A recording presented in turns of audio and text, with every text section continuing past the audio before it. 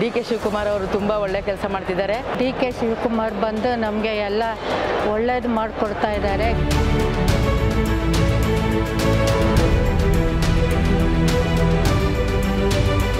ಮೂರ್ನಾಲ್ಕು ತಿಂಗಳಲ್ಲಿ ಈ ಜನರಿಗೆ ಕಾವೇರಿ ನೀರನ್ನ ಒದಗಿಸಿಕೊಡುವಂತ ಕೆಲಸವನ್ನ ನಾವು ಮಾಡಲೇಬೇಕು.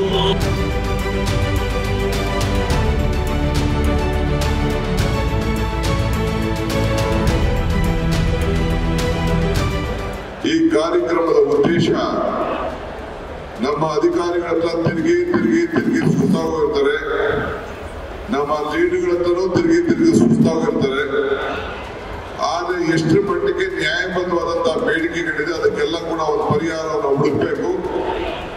ಆದ್ರಿಂದ ನಾನೇ ಈ ಬೆಂಗಳೂರು ನಗರದ ಮಂತ್ರಿಯಾಗಿ ನಾನೇ ಅವರ ಮನೆ ಬಾಗಿಲಿಗೆ ಅವರ ಕ್ಷೇತ್ರಗಳಿಗೆ ಹೋಗ್ಬೇಕು ಅಂತ ಹೇಳಿ ಈ ತೀರ್ಮಾನವನ್ನು ಮಾಡಿ ನಿಮ್ಮ ಮುಂದೆ ನಾನು ಬಂದಿದ್ದೇನೆ.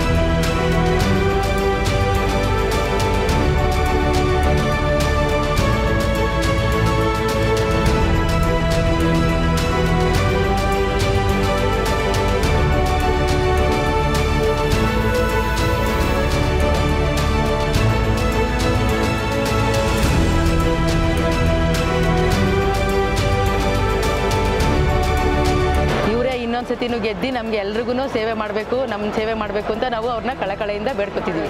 ಇನ್ನೊಂದ್ಸತಿನೂ ಇವರೇ ಗೆದ್ದು ಬರಬೇಕು ಅಂತ ಕೋರ್ಕೊಳ್ತೀವಿ ಸರ್.